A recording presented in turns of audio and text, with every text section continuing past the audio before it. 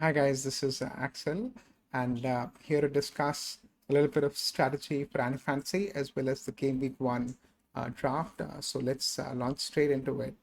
Uh, Really, at the very high level, basic objectives are to target teams that don't keep a clean sheet, and you must find, the usefully useless midfielders, the Kantes, the Rices, and the Sterlings of the world, and keep in mind to look for downside potential, the upside potential in anti fantasy.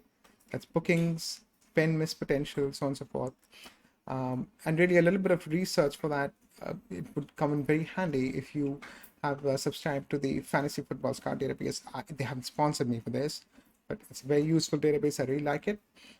So check out a couple of my tables for anti-fantasy, hashtag anti-MF and hashtag anti-FWD. I think they'd be useful tables and you'd like them. We'll discuss some of the variables and the issues surrounding the team selection in the following slides. But really, picking anti-fantasy players is, I think, summed up very well with this quote from Swedish Bar on Reddit. And she says, this is about a year ago, she or he, and she says, keys to waste money, Salah and Kane are the two most expensive players. So do get them and put them on the bench, I suppose. Go 5 cap defenders for 4.5 million that play. 2 Norwich, 2 Palace, 1 Brentford, and that constitutes a very nice defense. Firmino and Werner, and rotate them. Pick the guy with worse performance fixtures elsewhere in midfield and back it up. So really, this is pretty simple, and it would obviously serve you very well if you can do the basic research around these concepts.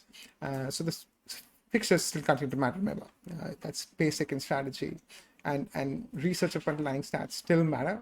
However, deeper research is required into the lesser teams and stronger teams in FPL. So lesser teams, lesser players need to be researched more thoroughly in this case. Yeah. And also, it just sometimes it jumps straight out at you. Like this comment from ATWA. She's over on our Discord group. She said right away when the fixtures were released that Bournemouth, Palace, Fulham, and Southampton look really easy targets, and that's fair. And you can probably add NFO and Everton and Chelsea to them. Of course, Nottingham Forest have bad fixtures. They don't look very good in terms of new signings, and also Everton and Chelsea have had very bad pre-seasons, you would say. But Chelsea have been okayish, and it's key not to pay too much attention to the pre-season form. And also their fixtures are pretty okayish, Everton and Chelsea. So maybe NFO, not the other two, but I tried to coin some terms around strategy, from the concepts that we know, like what was 5 forces. So 5 forces, something like bad teams, bad fixtures, high minutes and low returns for the players, and also the potential for red cards. So that could be something interesting if you can, encapsulate and practice this little 5 forces thing. Also, players could be underperformers from what you would expect, and they could be water carriers like Rices and the Kantes of the world. So that would constitute something like a complacency factor in those players being selected continuously despite underperforming, or in some cases just by design that they're selected that way.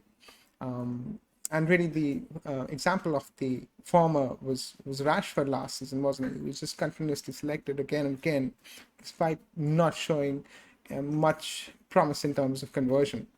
Another third concept, I think this will develop through the season, is the wrong train, or BWYB as I've called it, back where you belong. This is a traditionally low XG and an underperforming player who would typically not get you the returns, and all of a sudden he starts performing, has a good run, and then all of a sudden he tails off. And this happened so very often. Something like Jesse Lingard a couple of seasons ago and David Silva last year. It just give them 4 or 5 game weeks and the form starts tailing off. You can jump on that bandwagon, the team value falls off. It helps you in your anti-fantasy quite a bit because those players will underperform from there on and so forth. Yeah. But this season is a little bit more challenging.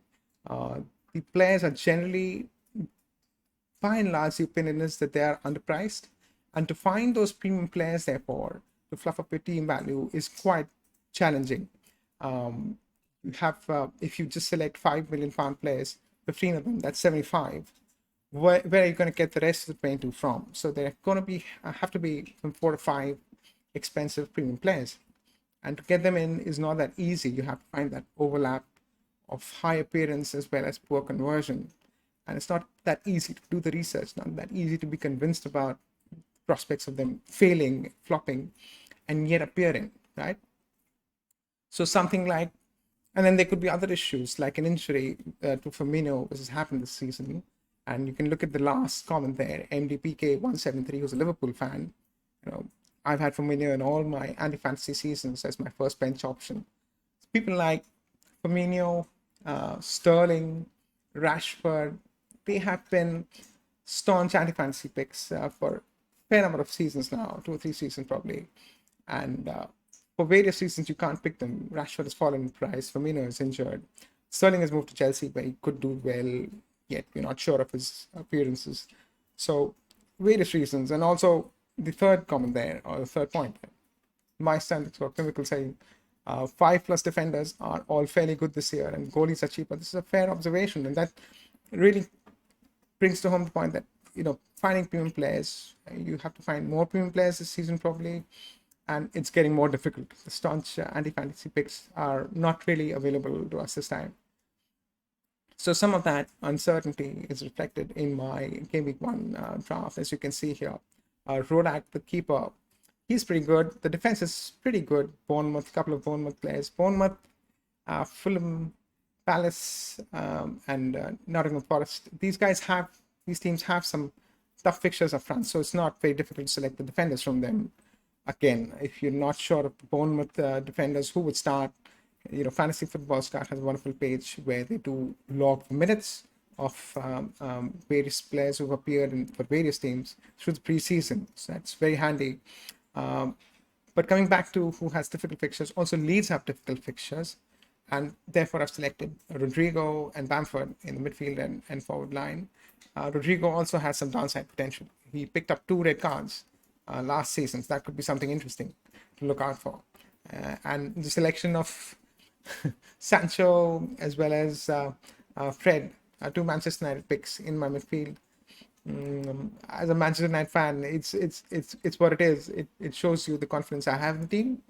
But at the same time, I need Sancho to fluff up team value. Otherwise, I wouldn't get to the 97 million mark. Fred is a water carrier, very much in the mold of Declan Rice and Kante's of the world. And I think Ten Hag can continue to bank on him. Don't think Manchester United have got many options beyond Fred in the midfield, and maybe McTominay as well. So that could be something interesting. Up front, I have gone for Solanke at 6 million price point. That's same as Chris Wood price point, but Chris Wood could be doing well, has a good first fixture against Nottingham Forest, so probably not going to Chris Wood. I'm sorry about that. Not going to Chris Wood, but sticking to Solanke. That could be something interesting to look out for, how Bournemouth have difficult fixtures. And Bamford is the one uncertain sort of a premium player that could do well. Leeds tend to do well when he's around. Last season he was injury-riddled, so it wasn't much of a... You can't really bank on that kind of form for Leeds to continue very long, but I'm hoping it would, and that they're not that attacking and Bamford suffers a little bit. So that's Bamford up top. On the bench, I have Bowen first. I think Bowen is, again, I think Bowen is the softest spot actually in my entire 11 here. Bowen had a fantastic season last season. West Ham can do well. They haven't had much of a preseason. That's the reason I've selected him, and I need his team value. I need his player value to fluff up the team value. He's about 8.5. So Bowen is important. Bowen is a little bit of a risk. But Kane and De Bruyne, second and third on the bench, not a problem there. Lloris on the bench as well. As I said, captaincy is not much of a debate in most weeks for anti-fantasy. It would go on one of the defenders. Rodak is fine for me as a goalkeeper. I think my entire defense line must keep no clean sheets, and I don't think that Rodak can against Liverpool. So I think I'm pretty set for this particular game week 1. I think the draft is fairly okay. It's just about I think 4.5 hours to go. now for the deadline. The deadline is nearby. So let me know what you guys think. Like, share, and subscribe. Comment below on the video. If you haven't signed up for the Discord and indeed the fantasy team, do so. The league code is right there. Don't sign up with the main team, remember. And the deadline is right about 4.5 hours away, so not much time. Sign up for the Discord group as well. And do comment on this video. And I'll see you soon. See ya.